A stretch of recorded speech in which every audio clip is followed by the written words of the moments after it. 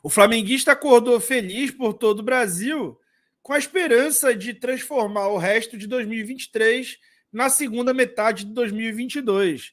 E assim, o Flamengo comemora a vitória importante diante do Fluminense no Maracanã pelo jogo decisivo das oitavas de final da Copa do Brasil. O rubro-negro está classificado e teve muitos méritos para tal. Méritos esses que nós vamos discutir aqui nesse vídeo, falando sobre tática sem tatiquez.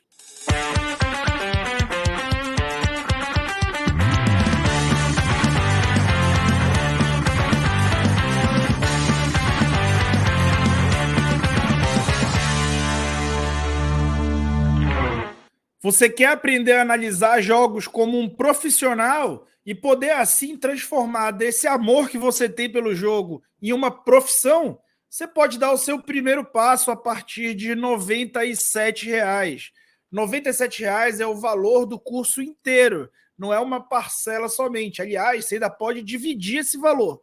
Esse curso é o curso da comunidade Mestres da Análise. É um dos primeiros cursos que eu fiz.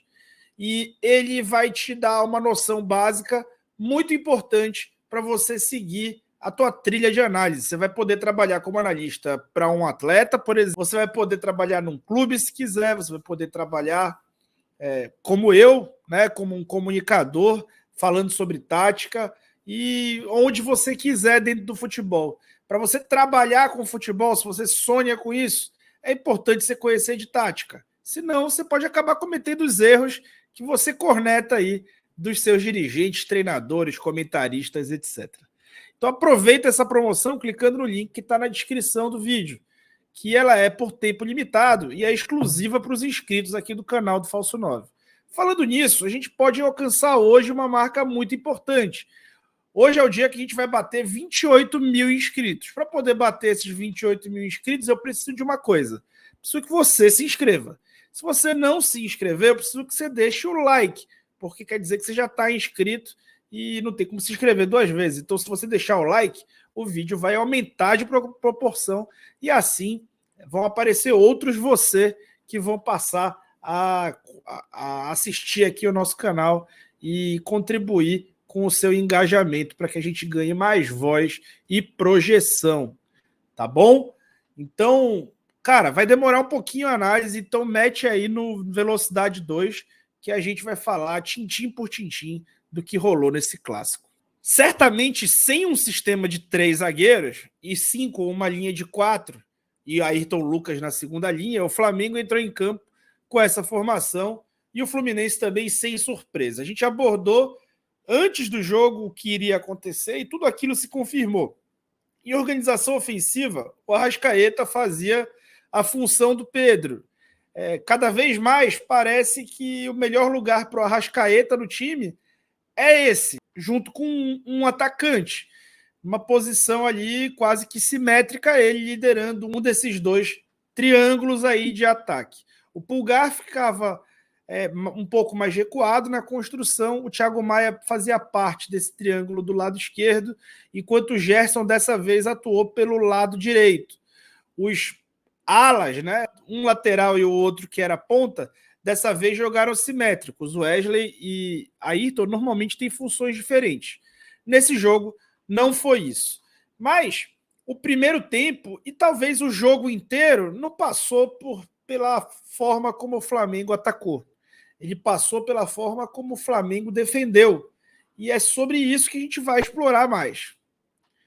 O Fluminense não tinha, como você sabe, Marcelo, Felipe Melo, Alexandre. O que esses caras têm em comum? Todos eles fazem parte do lado esquerdo da construção do Fluminense. Felipe Melo e Marcelo e Alexandre, os três ajudavam muito na saída ali, troca de passes, e Felipe Melo especialmente também atraía ao arsenal do Fluminense com bola as bolas longas. Sem essa turma toda, o Tricolor passou a usar uma bola de segurança. Qual foi essa bola de segurança? Construir pelo lado direito. Eu já tinha falado um pouco sobre isso no último jogo, no último pós-jogo, o Fluminense é um time que constrói muito bem, tem dinâmicas muito específicas e geralmente procura um dos lados do campo para aglomerar uma galera e gerar superioridade numérica. Tem sido cada vez melhor marcado pelos seus adversários, e isso tem feito com que eles levem mais e mais gente. Ao levar mais gente, acaba ficando com menos gente dentro da área. E o Cano tem sofrido um pouco com isso. Não à toa, o Fluminense não faz gol há vários jogos. Fato é que eles têm agora uma habilidade muito grande de levar essa bola até a linha do fundo. E ao levar essa bola até a linha de fundo, ele conquista muitos escanteios. E o Fluminense é um time que cobra muito bem os seus escanteios, que faz muito gol de bola parada, que tem muitas dinâmicas de bola parada. E aí fica o mérito para o Flamengo, que concedeu vários escanteios ao longo da eliminatória e não sofreu nenhum gol, deixa o Fluminense tão letal na bola parada. O Fernando Diniz, inclusive, falou sobre isso na coletiva pós-jogo. A dinâmica de saída de bola do Fluminense foi no limite, para desafiar a marcação alta do Flamengo, que encaixou muito bem no primeiro jogo. Sem a opção de bola longa, ou sem vontade de optar por isso, por não ter um cara com esse golpe tão eficiente na sua construção, o Fluminense abusou do uso do Fábio para tentar justamente atrair a Arrascaeta ou quem estivesse marcando por aquele setor a ele. Ao atrair, liberava-se o Samuel Xavier. Quando o Fluminense organizava ali muito baixo a sua saída, eventualmente eles tiravam o Nino da imagem, porque ele queria colocar a galera que melhor trama passes. Então o André se apresentava muito, Samuel Xavier se apresentava muito, o Martinelli se apresentava muito, enquanto Manuel e Nino caíam fora dessa jogada quando estavam muito pressionados. E assim, o Flamengo quase roubou a bola do Fábio algumas vezes, mas não roubou. E ao não roubar, o Fluminense algumas vezes conseguiu construir. No limite, mas construía. Eventualmente, logo após a não roubada, mas o risco, o Fluminense até tentava umas bolas longas. E a defesa do Flamengo interceptava praticamente todas ou vencia a segunda bola. O problema é que mesmo interceptando, defensivamente trabalhando e vencendo as segundas bolas, o Flamengo não teve uma noite tecnicamente muito feliz. A grande verdade é que o Flamengo tinha dificuldade de executar domínios simples em vários jogadores. Ayrton Lucas, que é brilhante tecnicamente nesse ano, muito mal no primeiro tempo. Thiago Maia muito mal com bola. Davi Luiz muito mal com bola. Tudo isso na primeira etapa. Assim como o Arrascaeta, autor do gol aniversariante, estava com muita dificuldade de dar sequência às jogadas no início do jogo. O primeiro tempo do Flamengo apresentou o pior aproveitamento de troca de passes do time desde o início do ano, incluindo o tempo do Vitor Pereira. E isso não se deve só à estratégia do Fluminense. É claro que isso contribui. Isso se deve, sim, a uma fragilidade técnica que aconteceu nessa noite. E depois foi melhorando. Fato é que a aplicação tática não faltou e o time defendeu de forma muito voluntariosa. Eu separei aqui uma jogada na construção e essa jogada é para esfregar na cara da turma dos 3 zagueiros, que continuam achando que era 3 zagueiros, e mostrar uma repetição, uma padronização do trabalho do Sampaoli. Aos 14 minutos, o Fabrício Bruno pega a bola na frente da área e o Léo Pereira ultrapassa pedindo essa bola na segunda trave. Dessa vez o cruzamento não entra, mas contra o Botafogo, numa jogada idêntica, com a mesma mãozinha levantada, essa bola foi conectada e foi gol. Contra o próprio Fluminense, houve também essa mesma jogada, 2 vezes. Uma dessas vezes, cabeceamento direto do Ayrton Lucas, outra dessas vezes, o gol perdido pelo próprio Arrascaeta. Contra o Racing, a mesma coisa, e um gol perdido pelo Gabigol. Essa é uma dinâmica muito clara desse time, o cruzamento pelo lado oposto. Voltando para a construção do Fluminense, o tempo passava e o Fluminense conseguia cada vez menos sofrer com a marcação alta do Flamengo. E como é que eles faziam para não sofrer? Quando o Flamengo subia o bloco, eles utilizavam muito esses passes de retorno. E aí o Flamengo não tinha uma compactação muito legal entre as duas linhas. O Pulgar ficava para varrer esse entre linhas, só que o time se espaçava demais e perdia contato com jogadores que ficavam entre essas linhas. O Fluminense posicionava o André como estrategicamente entre essas linhas e através deste posicionamento fazia com que ele progredisse e levasse o Fluminense para frente, basicamente em direção à linha de fundo pelo lado direito. O Fluminense basicamente só fez isso no primeiro tempo. Levou a bola para a linha de fundo do lado direito.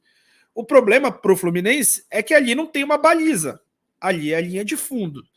E então o Flamengo, na verdade, nunca sofreu muito risco da parte do Fluminense nesse jogo, exceto essa cobrança de escanteio que foi conquistada por aquele lado, dada essa dinâmica que gera escanteios a favor. No entanto, com relação à própria marcação alta do Flamengo, que não vinha encaixando, ela trouxe sim frutos ao longo ainda do primeiro tempo, quando o Flamengo pressionou o Ganso, que se atrapalhou com a bola, bastante encurralado por ali, e saiu com a bola e tudo pela linha de fundo. Naquele momento, o Fluminense, como eu mostrei para vocês, tinha essa saída muito forte pelo lado direito, conquistava seus escanteios, acabara de perder uma chance, tinha ali uma vantagem territorial, embora nada perigosa. A partir dali, o Flamengo passa a ter escanteio a seu favor e teve 2 em sequência. Gente, o escanteio a favor, eu já venho falando disso há muito tempo. Cada vez mais ele representa uma vantagem territorial para a equipe que ganha esse escanteio. Por quê? Porque o adversário ele deixa de defender escanteio individualmente como era antigamente. E essa defesa mista acaba colocando o time inteiro na área. Sim, os 10 jogadores de linha entram dentro da própria área. E ao entrar na própria área, eles ficam sem saída. Então, a segunda bola geralmente é do time que está atacando, ou um lateral ofensivo, ou um novo escanteio, e assim foi. Lembrando a você para se inscrever no canal e deixar o like, enquanto eu continuo aqui com a análise. Também não se esqueça de aproveitar a promoção da comunidade Mestres da Análise e aprender a analisar jogos como um profissional por apenas R$ 97,00, clicando no link que está na descrição do vídeo e no comentário fixado. Após as 2 cobranças de escanteio, a bola sobra abafada na frente da área para o Gerson. E aí, de novo, cruzamento no lado oposto. O Rafael Rabelo, analista do canal Falando de Tática, que você pode se inscrever, inclusive vou deixar o link aqui na descrição do vídeo, ele havia dito, já na análise no canal dele, e é muito legal dar o crédito, porque é um cara que estuda muito, e já tinha dito que uma das fragilidades do Fluminense é justamente esse cruzamento nas costas do Samuel Xavier. E eu acabei de dizer para vocês, já tinha dito em outras análises, que uma das grandes fortalezas desse Flamengo do Sampaoli é justamente esse ataque em cruzamentos ao lado oposto. Pois bem, as duas coisas se encontraram no primeiro gol do Flamengo. E o Gerson encontrou um setor de superioridade numérica atrás do Samuel Xavier. O Fabrício Bruno escorou para dentro e o Arrasca fez o gol de aniversário dele.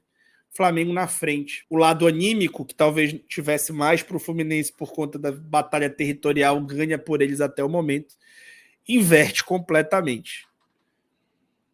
O jogo continuava, e aqui é um lance que eu quero mostrar para vocês um pouco do que muita gente estava dizendo. O Flamengo fez muita bola longa para não ter o Pedro, isso não fazia sentido.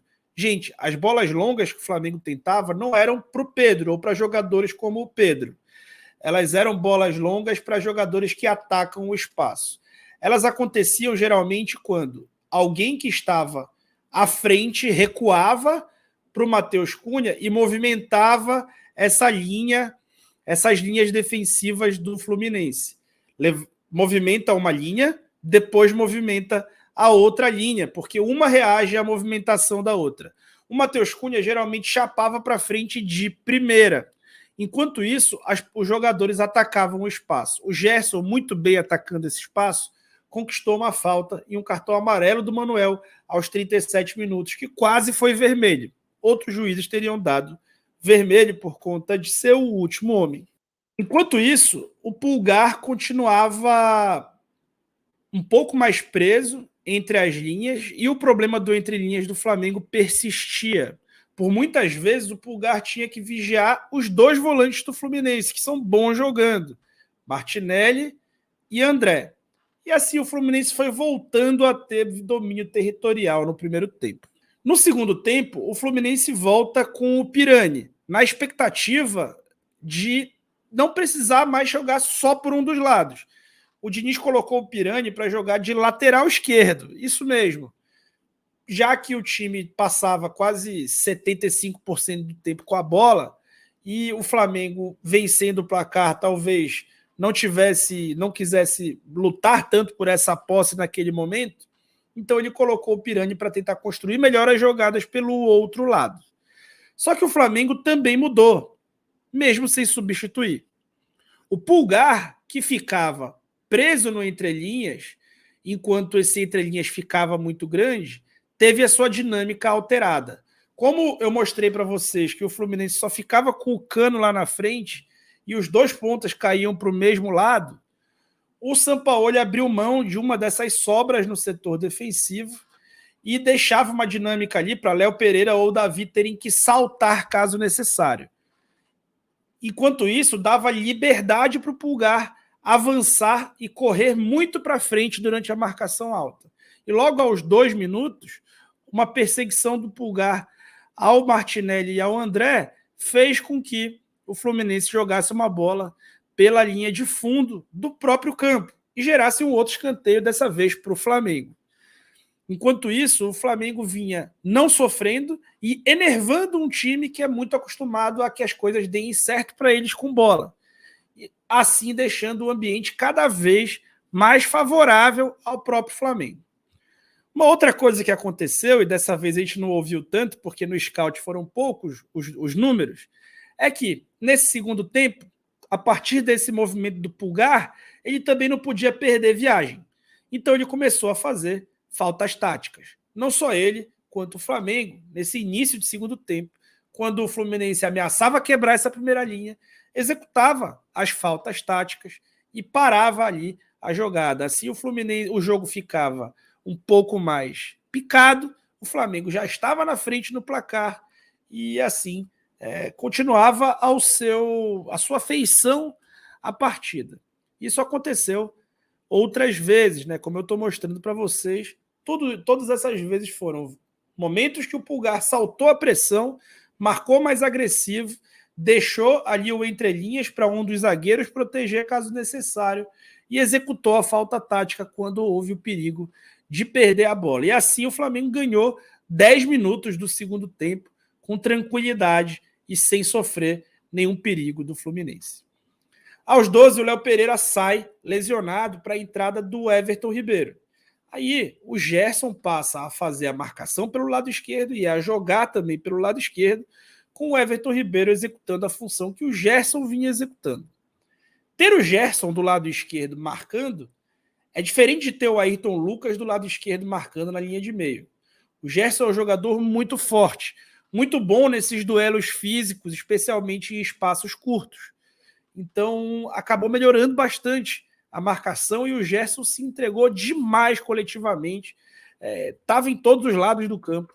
Incrível a partida do Coringa, nem tanto tecnicamente, mas muito, muito, muito taticamente, em aplicação tática e capacidade de marcação e multiplicação dele, que tem o apelido de soneca por algumas pessoas que talvez não valorizem tanto o seu futebol. Mas ele estava bem, bem acordado, e eu acho que não tinha ninguém mais acordado do que ele em campo. O Flamengo cada vez mais achava interessante baixar suas linhas, afinal de contas o Fluminense não atacava a área com muita gente. Geralmente estava só o Cano lá. Então, aquilo começava a ser interessante. O Diniz tira um zagueiro, recua o André para jogar de zagueiro, como vinha fazendo, e coloca o Arthur, garoto, também para jogar pelo lado direito. E continua forçando o jogo por ali. Logo depois, ou um pouco depois, nada acontece entre uma coisa e outra. E o Arrascaeta, que já estava extenuado, inclusive o Thiago Maia alertou ao Sampaoli de que o Arrascaeta estava extenuado e não tinha mais condição, o Arrascaeta sai para a entrada do Cebolinha. E aí que o Flamengo gosta mesmo dessa marcação mais baixa. e passa a ficar extremamente compacto nessas duas linhas de 4, ou num 4-1-4-1 que tinha ali defensivamente. O Gabriel sobrava. Todo o resto marcava muito e se aproximava. Enquanto isso, o Fluminense seguia com pouquíssima gente dentro do bloco, mesmo após a entrada do John Kennedy, para tentar preencher um pouco mais a área. E assim, o Fluminense continuou sem conseguir ameaçar praticamente nada e voltou a cometer erros que geraram uma série de chances para o Flamengo, como, por exemplo, essa jogada do Gerson, que depois desencadeou 2 chances com Cebolinha e Gabigol. Só que nesse time os caras não gostam de fazer gol. Brincadeiras à parte, é incrível como esse Flamengo vai entrar para a história como um dos times mais vencedores da história do clube, mas certamente está no scout de um dos times que mais perde gol nessa história recente de todo o futebol sul-americano. Provavelmente, ele seja o que mais perde gol, até porque essa estatística é nova e é difícil que tenha existido uma outra equipe assim no futebol sul-americano recente. O Flamengo perde muito gol e dessa vez não fez falta. Enquanto isso, enquanto o Fluminense tentava ameaçar, o Flamengo achava cada vez mais interessante baixar suas linhas. E tinha no Pulgar um cara assim até de certa genialidade nas suas saídas. E ele acionou o Cebolinha, que tomou mais uma decisão muito errada e não aproveitou esse contragolpe. O jogo continuava ali bastante controlado para o Flamengo, mas o placar só de 1-0. O Gabigol aparentemente se lesionava e o Sampaoli já tinha feito as 3 trocas ao colocar o Vitor Hugo. E não trocar o Gabigol, digamos, pelo Pedro. Eu acho que também pensando em manter o Gabigol em campo para o caso de sofrer um gol, ter aquele pênalti provavelmente certo, com uma chance muito grande de acertar. Pois bem, o Fabrício Bruno, que tem representado bastante o torcedor do Flamengo, dessa vez fez isso dentro de campo. Ao claramente ter oportunidades de passar e visualizar seus companheiros livres ultrapassando, mas ele preferiu tentar ele mesmo fazer gol. Já que esses caras não fazem, ele tentou fazer o dele e quase fez um gol à la Maradona na Copa de 1986, como lembrou bem o amigo Pedro Henrique Torre e comentou nas suas redes sociais. Logo depois, no lance seguinte, o Everton Ribeiro, que entrou e apaziguou o meio e ainda, assim, colocou a bola embaixo do braço, fez jogadas de efeito, inclusive foi atrapalhado pelo Rafael Claus em uma das jogadas de efeito. O Everton Ribeiro encontrou o tempo certo para encontrar o Wesley. O Wesley foi para a linha de fundo, o Cebolinha se apresentou bem na frente da área, furou em bola, mas a bola sobrou para o Gabriel, que não fez uma boa partida, mas cruelmente cometeu o crime e eliminou o Fluminense, mandando Fernando Diniz e os seus comandados para casa. Depois teve a coletiva e teve a entrevista do Gabriel, teve o duelo ali saudável entre ele e o Eric Faria. Acho que os dois até foram bem de alguma forma. E o Flamengo passa a dar esperanças novamente para o seu torcedor. Esperanças essas que não são em vão. Ah, mas esse futebol apresentado é muito pouco. Eu concordo. Mas a gente não pode analisar as coisas fora do contexto. Esse Fluminense, apesar de ser um time que joga muito bonito, quando ele enfrenta o adversário que tenta duelar com ele fisicamente, e o Flamengo não poderia tentar duelar de outra maneira nesse estágio do trabalho do Sampaoli, justamente porque o Flamengo troca de técnico a cada 3 meses e não tem as mesmas dinâmicas com bola que o Fluminense tem, de construção, de saída de bola e etc. Então, dessa forma, o Flamengo precisou enfrentar com as armas que tinha, que era armar um sistema de marcação bastante agressivo. Todas as equipes têm feito dessa forma. E ao fazer dessa forma, o jogo fica feio. Por quê? Porque o Fluminense amultua 8, 9 jogadores em um único quadrante do campo. O time adversário amultua os mesmos 8, 9 jogadores no mesmo quadrante. Fica todo mundo disputando uma mesma bola. O jogo fica picado. Os times erram muito passe. Os times trocam muita posse de bola. tem muita falta, muito encontrão. Essa tem sido a história dos jogos recentes do Fluminense. E também por isso condiciona a atuação do adversário. O Flamengo não tinha como apresentar um futebol muito melhor do que esse. Ele tinha que competir e entender a melhor forma de fazer isso. Ao longo do jogo, o contexto do gol a favor foi ajudando e o Flamengo em momento algum correu risco. É claro que houve ali as bolas paradas, é claro que sempre pode existir um gol quando tem Germancano em campo. Fato é que quase nada foi sofrido e o Fluminense podia ter saído de campo com uma goleada sofrida por esse Flamengo que tinha sido goleado por ele há pouquíssimo tempo. Não tem como comparar um jogo ao outro e não enxergar a evolução. Evolução, se não é técnica, e certamente não é uma evolução de estratégia. E estratégia quer dizer tática. Saber o que quer em campo é estratégico. E isso faz parte da alçada do treinador. É bom ver que os jogadores compram a ideia e que estão executando aquilo. Foi bom ouvir também do Gabriel que ele quer um trabalho de longo prazo do Sampaoli. Então esperemos, porque o segundo semestre aparentemente começou mais cedo para o Flamengo. E os segundos semestres desse time costumam ser bons, geralmente respaldando os treinadores. E esse foi o sinal que a gente ouviu ontem da boca do Gabriel Barbosa. E não se esquece de se inscrever no canal, deixar o teu like, ativa o sino de notificação e também aproveita a promoção do curso Explorando o Jogo, que tá só R$ 97. Tá aí na descrição do vídeo, tá bom? Fui!